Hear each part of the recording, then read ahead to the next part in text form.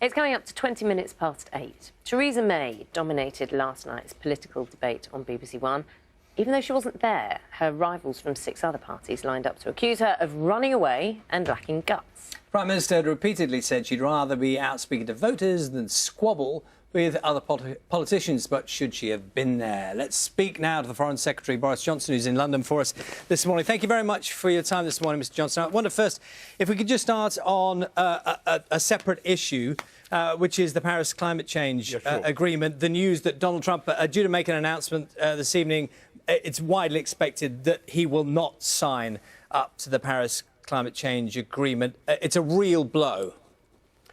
Let's see what the president actually does, because there are a number of different strokes that he could play, a number of shots he could play here. But yes, of course, we want to see America to continue to show leadership on climate change and in reducing CO2 emissions. And we continue to lobby with the Americans to encourage them to do that. To those who are worried about what the president might or might not be about to do, and I stress that we're not there yet, I just want to make one point, which is that it's the state governments at a state level that so many of the important gains have been made in the last few years in reducing CO2. And we will continue to work as the UK with all levels of government in the United States. We'll continue to work with our friends and partners in the White House and in the federal government, but also, of course, with the state governments. America, like the UK, has actually made huge progress in reducing CO2, very often through a lot of technical fixes of one kind or another. We want to continue to encourage that process. When I was Mayor of London, for instance, we reduced CO2 by 14%. If I could, I'd just make the point that your whole thing in this campaign, the way the Conservative Party presents themselves, is strength. You sound a bit woolly on this. The best you can come up. Why have you not got a strong message for the United States on this issue? Why have you not got a strong message for Donald Trump? You're just saying, what did you say? We continue to lobby. Is that all you've got? Where's the strength? Well, I don't wish to be disobliging to you, but we haven't yet had a decision from the United States. We continue to. Well, why don't you tell him in advance? He's going to wake up this morning and he'll hear the words of the British Foreign Secretary telling him, "Oh, we'll continue to lobby." Or have you got a stronger message for him? Well, I can assure you that a great deal of lobbying is going on even now and over the last few days and months to persuade our friends and partners in the United States of the wisdom of sticking with American leadership on climate change. And I think you want me to depart from my into a more aggressive style of language. Perhaps I'm not going to do that. We've been very clear and very firm with our friends and partners in the United States. But in the end, that is a matter for them. What I was trying to get across to our viewers is that actually, who may be worried about what President Trump may or may not be about to do, much of the progress that has been made and will continue to be made by the US is made at a state level rather than at a federal level. And the UK government will continue to work with all levels of government in the United States to drive down CO2. And the UK has played a leading role in reducing CO2. We were instrumental in the Paris Climate Accord. And as I was saying to you just now, when I was Mayor of London, we reduced CO2 by about 14%. OK, well, let's move on. Let me finish. I appreciate the answer, but I'm really keen that we get on to the general election issues. And you've had a long stint on that. Can I ask you, where was Theresa May between 7:30 and 9 last night? Well, I think she was absolutely right not to. No, I'm asking where she was, actually. I'm genuinely intrigued. Do you know where she was?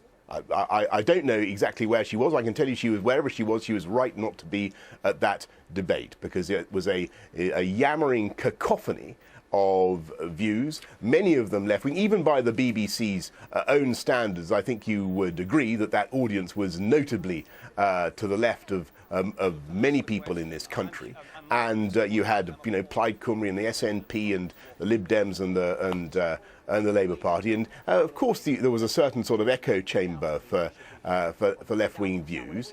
And actually, I think many people in Brussels, if they did tune in to that debate, and I doubt very much that they did, but if our European friends and partners had watched it, they would have learnt absolutely nothing of value about the crucial question, which is what does the principal party of opposition, the Labour Party, intend to do in the negotiations? What approach do they have? We haven't got a clue. And all we learn about Jeremy Corbyn and the Labour Party is obviously they'd have to do it in coalition with the Liberal Democrats and with the Scottish Nationalists, both of them squawking in Corbyn's ear and telling him, not to go ahead with Brexit. They take a very different view. It's not at all clear what their policy on immigration would be, on getting immigration down, and on such basic questions as whether you're in or out of the customs union or in or out of the single market, the Labour Party is completely muddled. It would be a catastrophe for our negotiations in Brussels. The beauty of the Prime Minister's stance, it is clear, it is negotiable, and it is positive. And it's about taking this country forward, solving the problems of our relations with the European Union in a way that I think will be good for the UK and good for the rest of Europe. If I may, now what I'd like to do is ask, if I could ask a question, I'd like to ask you, you mentioned clarity just a moment ago, and this is you constantly are saying the Labour Party has no clarity on things. So you're here now, let's go for clarity on the cap, on how much people will have to pay for social care. Well, we've said we're going to consult on that. So give us the clarity that you want other peoples to give. What will that cap be? We've said we're going to consult on that, and quite frankly... No, that's not an answer. That is not an answer for people who are trying to plan their lives. And I'm afraid it is in the strategic... And we will get a good answer, by the way, and we'll protect people in their old age. And we will allow them to keep more of their cash than they currently do. And we will stop them having to sell their homes as they currently do. And we will consult them. But what the crucial thing is that we do not have clarity from the Labour Party about what they would do with the customs union, with the single market, or with the... Let's talk about the 350 million, which is so beloved of everybody who interrogates me. OK, people say to me this is a mythical sum. Actually, it's not a mythical sum. It refers to the amount of cash every week that this country does not control. How much of that does the Labour Party think they would take back control of? What are their plans for the money that we currently send to the EU? How are they going to do it? I don't think they have the faintest idea, and certainly not if they continue to deny that this cash actually exists. So for the record, I didn't ask you the question about the 350 billions. It represents billions of UK taxpayers' money. Very keen to get one more. I trust Theresa May to get a great deal for this country and a great deal for Europe. Well, you trust her, and that's interesting because there are a lot of people who don't. A lot of people look directly at all sorts of records. They look at the fact that she said there wasn't going to be a snap election. There's been a snap election. They look at the fact that she did a U-turn on the cap on social welfare that people care so much about.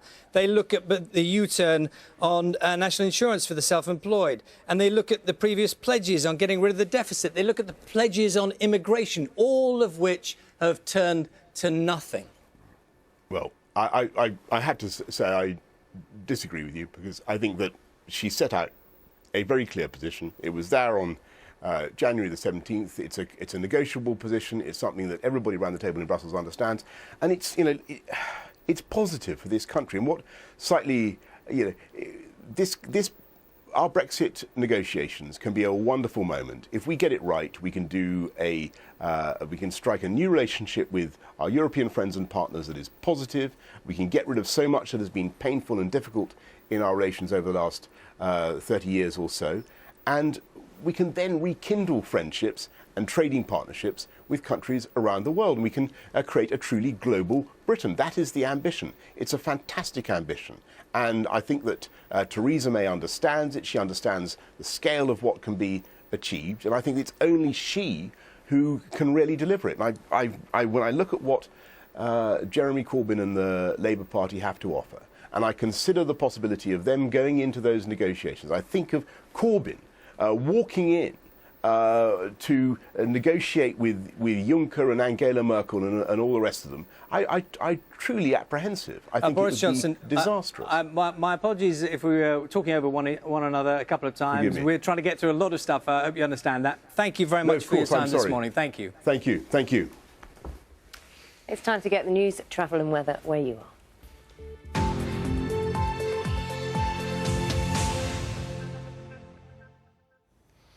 Good morning from BBC London News. I'm Victoria Hollins. 2 people are still being questioned over the fatal shooting of Montana Abdu in Kilburn. A 19-year-old and 20-year-old were arrested in West London on suspicion of murder.